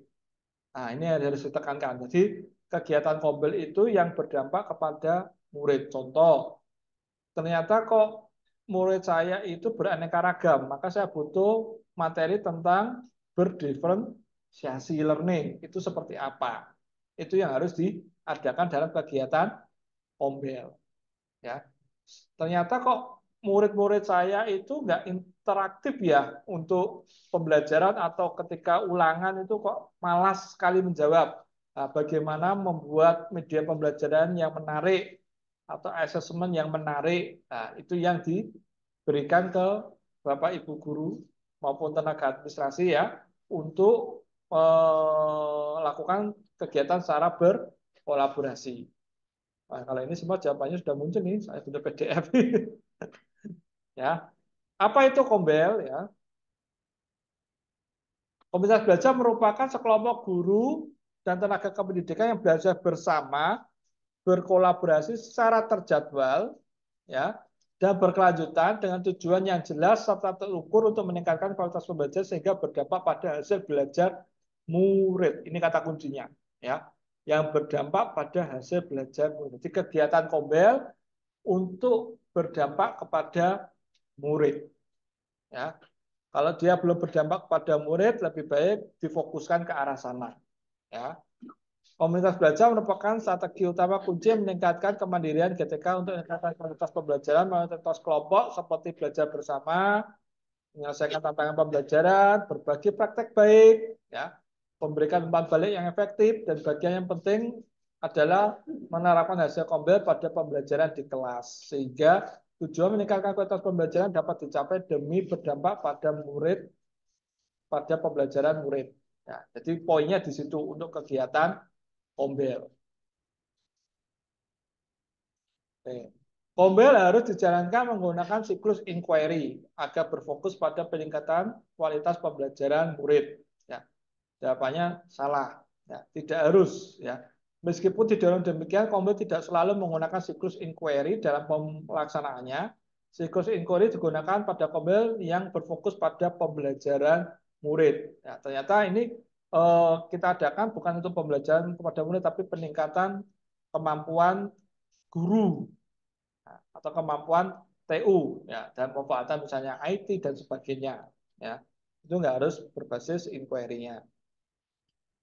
Fokus kegiatan Kombel pada peningkatan kompetensi dan kinerja GTK serta meningkatnya kualitas pembelajaran murid. Ya, benar. Karena adalah tujuan utama dari Kombel. Jadi kegiatan Kombel itu harus berdampak kepada murid. Ya. Oke, fokus komunitas belajar ya, berpusat pada peningkatan kompetensi PTK, kemudian berpusat kepada peserta didik. Ya. Dua hal ini yang harus dilakukan ya. Peningkatan ke PTK, peningkatan kepada peserta didik. Kalau kepada PTK itu disebut dengan community of practice. Ya, berbagi praktek baik. Nah, sementara kalau untuk ke murid itu ke professional learning community atau disebut dengan PLC. Ya. Kombel dengan fokus pada pembelajaran murid dan peningkatan kompetensi GTK dilakukan secara kombinasi dengan porsi yang lebih besar pada fokus pembelajaran murid. Ini kata kuncinya ya, fokus pembelajaran murid. Jadi kegiatan Kombel harus fokus pada pembelajaran murid. Ya. Ini adalah siklus inquiry tadi yang saya sampaikan, lakukan refleksi awal, perencanaan, implementasi, evaluasi, kemudian lakukan lagi refleksi. Ya, ini adalah siklus inquiry dalam fokus komunitas belajar.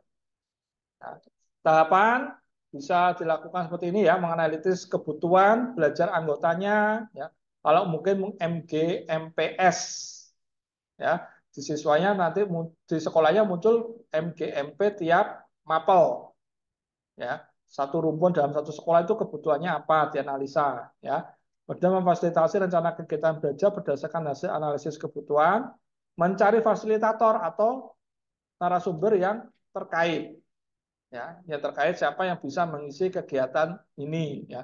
Misalnya oh ternyata yang bisa mengisi Bu Rina ya, Bu Rina bisa menyampaikannya ya. Terus menyelenggarakan kegiatan belajar di komunitas belajar, mendokumentasikan, mendampingi rekan sejawat dalam mempraktekkan hasil belajar di kompetisi habis kegiatan diimplementasikan dan dilakukan coaching ya, pendekatan dengan rekan sejawat, kemudian evaluasi dan refleksi. Ini tahapannya ya.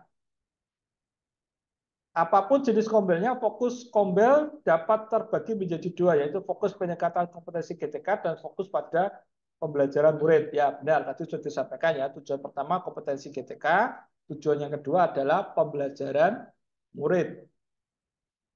Semua kombel wajib didaftarkan di PMM agar semua bisa terdaftar dan bisa saling belajar dan berbagi satu sama lain. Jawabannya salah. Tidak harus terdaftar dalam PMM. Ya, offline boleh, nggak masalah. Jadi nggak harus online, itu nggak masalah. Ya. Kemudian kemarin para komunitas belajar diminta mengisi refleksi kuesioner yang telah disiapkan oleh GTK ya, yang diisi melalui kalau di sekolah berarti melalui kepala sekolahnya ya, dengan memasukkan NPSN. Jenis komunitas belajar itu ada 3, kombel dalam sekolah, berarti lingkungan sekolah, intra, kemudian kombel antar sekolah, ya, dalam satu kabupaten, itu bisa, ya, bisanya MGMP seperti kita yang saat ini kita lakukan, itu kombel antar sekolah. Kemudian kombel daring pada platform mengajar. Nah, kebetulan kita hybrid, ya, kombel antar sekolah juga kombel daring, dua-duanya kita pertemukan jadi satu kesatuan di sini ya. Jadi dua kombel menjadi satu ikatan.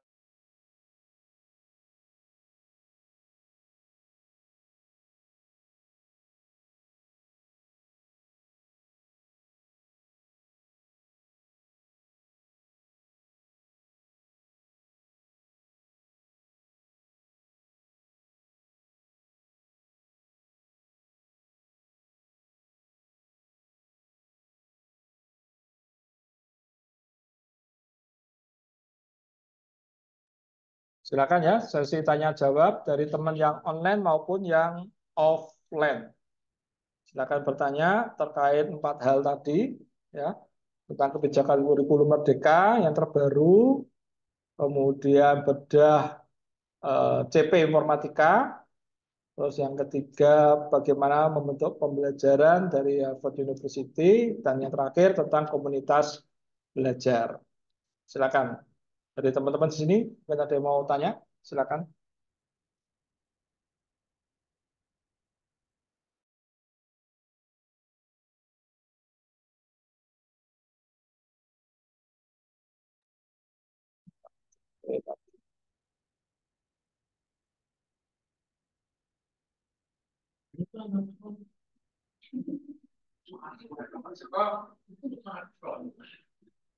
Oke, monggo ya. Ini terkait CP di informatika tadi yang sudah dipaparkan Bapak Winosito Insan ya. Ya.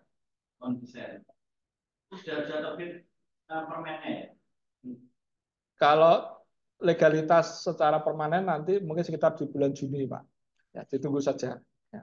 Tapi ini rancangan yang akan digunakan.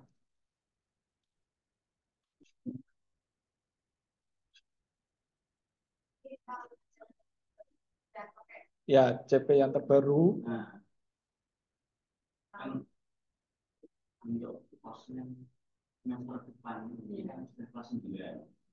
Otomatis menyesuaikan yang ini. Karena informatika memang merombak drastis ya elemennya. Dari 8, 4 di SMP cuma diberikan 2. Jadi memang merombak cukup, sehingga bukunya nanti dirancang berbasis tematik. Pembelajarannya tema. Makanya tadi kemarin pemetaan yang dilakukan Pak Insan ini di sini adalah keterkaitan tema antara berpikir komputasional, temanya nanti bisa bank sampah. Artinya di analisis data di Excel-nya.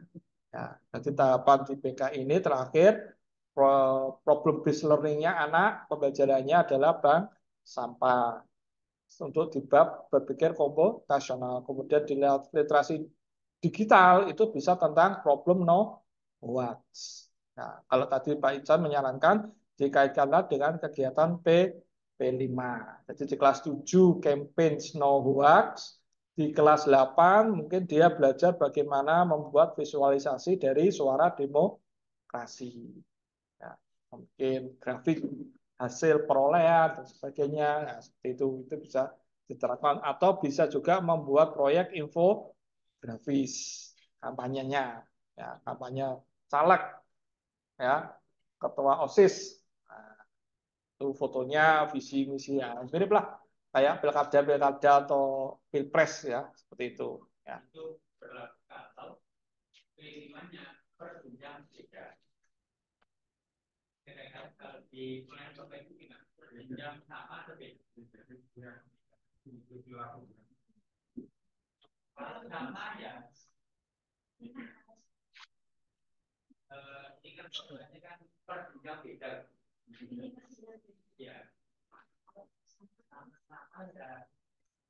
Ya tadi bisa disiasatkan yang 7, 8, terus 9 juga bisa kan? Ini soal demokrasi bisa terkait kan ini. No hoax, membuat infografis ya. Terus pesan yang aman. Bagaimana menyampaikan sebuah informasi yang aman. Artinya masih bisa dikaitkan di aktivitas suara demokrasi.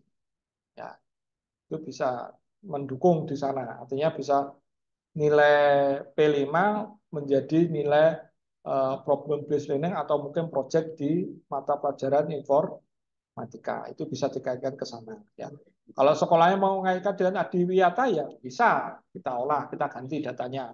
Di kelas 7 bank data, bank sampah, nanti di kelas 8 bagaimana membuat visualisasi ya tentang jumlah keanekaragaman tanaman yang ada di sekolahnya. Terus nanti di kelas 9 dia nanti membuat proyek IoT bisa menyiram otomatis tanaman. Itu seperti itu bisa dilakukan juga ya.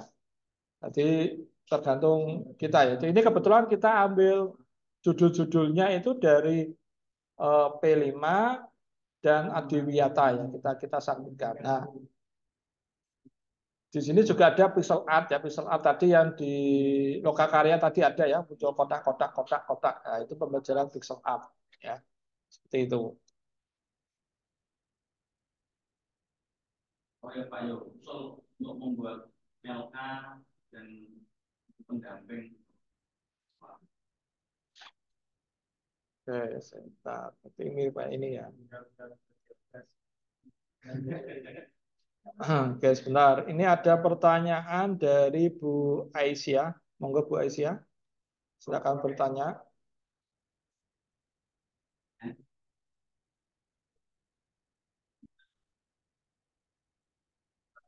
Bu Aisyah, silakan.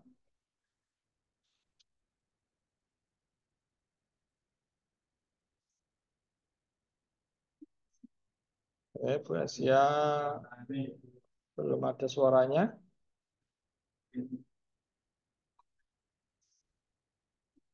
Oke, ya saya lanjutkan mungkin seperti ini ya gambarannya yang mungkin bisa kita adopsi.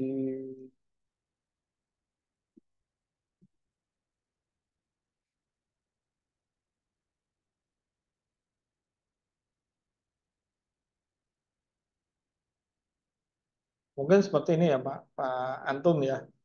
Kita bikinkannya nanti di misalnya kayak di Google Site ya. Kita bikin materi bersama mungkin seperti ini ya.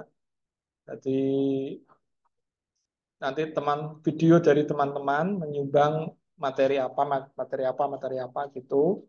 Terus kita beri inspirasi ya, inspirasi problem setnya itu seperti apa.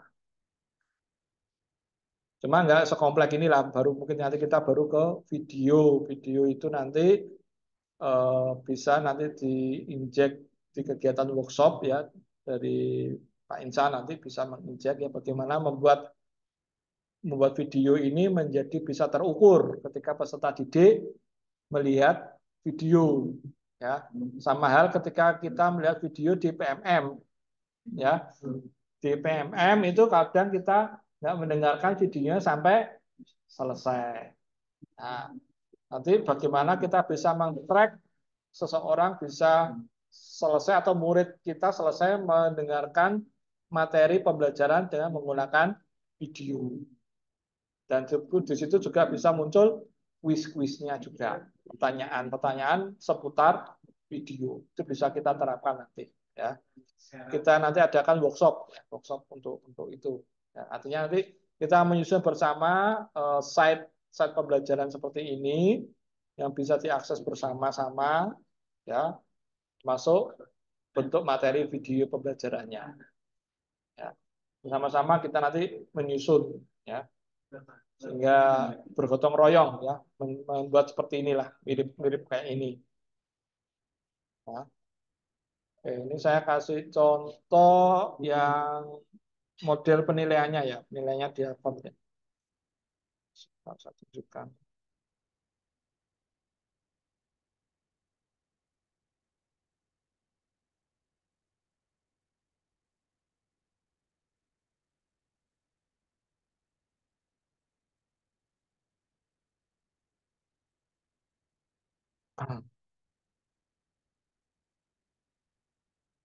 Ya, jadi penilaiannya seperti ini ya di sana.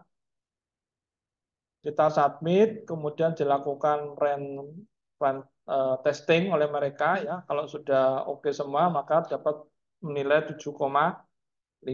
Ya, 7,5 ini di sistem tapi menunggu input manual dari si dosen untuk memastikan bahwa itu benar-benar hasil kita ya. Dan di sini kita juga bisa lihat codingnya ya, itu seperti apa. Nah, yang perlu dihati-hati di sini adalah adanya grade scope tadi ya. Di grade scope ini adalah di sini dia ada kata Trunitin. Saya perbesar. Ini kok hilang? Nah, oke. Nah, ini ya. Di sini ada kata-kata by Trunitin. Jadi setiap coding itu akan dicek oleh Trunitin seperti jurnal-jurnal yang terindeks internasional. Artinya coding saya pun akan dicek di internet apakah ada yang sama dengan coding saya.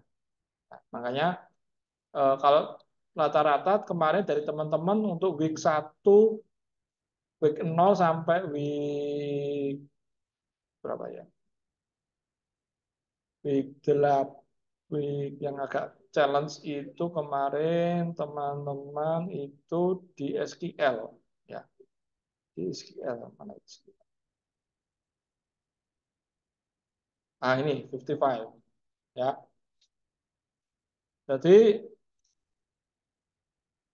di sini disuruh menyelesaikan sebuah problem based learning kasus tapi berbasis query ya, untuk menyelesaikannya. Ya. Jadi kasusnya cuma ada 3 petunjuk, tapi kita harus membaca dengan teliti petunjuk itu untuk menyelesaikan studi kasusnya. Ini yang agak agak panjang penyelesaiannya, tapi yang terlama penyelesaiannya teman-teman itu ada di Suara Demokrasi juga, ya. Nah ini ya di run off dan Tedman ini yang agak agak lama nih penyelesaiannya. Ya. Ini untuk sistem penilaian di Gradescope ya. Kemudian untuk penggunaan si bebek, ya, jadi kita bisa menggunakan bebek itu ada dua model melalui editornya atau menggunakan web yang ini cs50.ai.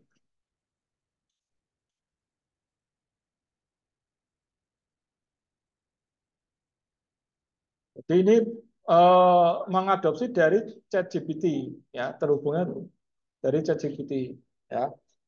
Buatkan kode program untuk menghitung suhu Celcius ke Fahrenheit dalam bahasa program C saya ya. Ketika saya enter,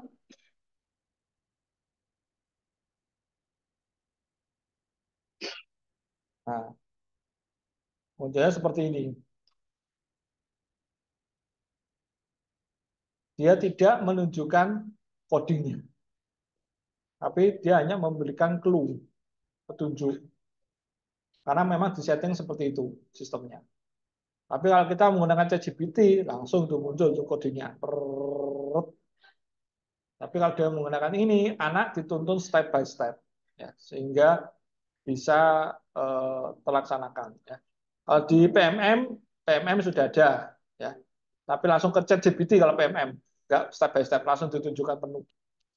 Ya, di PMM Bapak Ibu yang update versi terbaru itu sudah ada AI-nya seperti itu. Ya. Oke, silakan dari Bapak Ibu yang online maupun yang offline kalau ingin bertanya, silakan.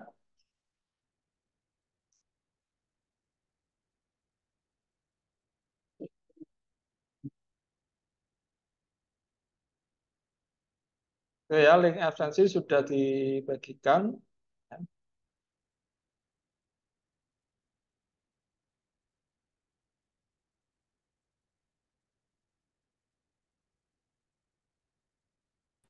Punya Aris belum bisa dinilai. RPP belum katanya. RPP belum dikumpul. Silakan Bapak Ibu kalau ada yang ingin bertanya.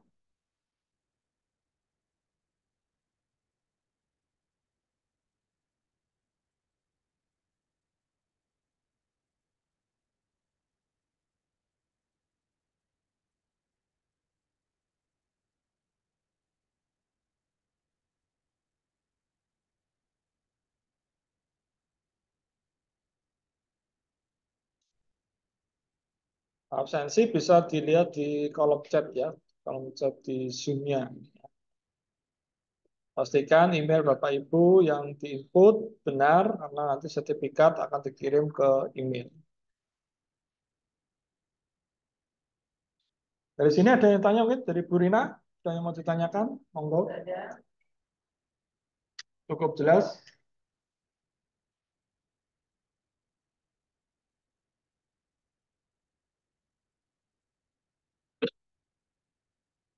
Oke, baik. Untuk agenda kita di siang hari ini ya, karena tadi saya lihat sudah cukup jelas dari teman-teman ya, bahwa di kurikulum Merdeka yang terbaru kita bisa menyiapkan pembelajaran dengan lebih baik ya, karena contoh-contoh dari pusat telah disediakan dengan baik termasuk buku panduannya ya. Jangan lupa untuk selalu mengecek di websitenya yaitu di kurikulum.kemdikbud.go.id ya, ini ya. Nah, di sini ya. Ini semua panduan tentang kurikulum bisa Bapak Ibu akses dan bisa digunakan dengan sebaik-baiknya ya. Oke, dari kami saya akhiri kegiatan kita di siang hari ini. Saya tutup. Assalamualaikum warahmatullahi wabarakatuh.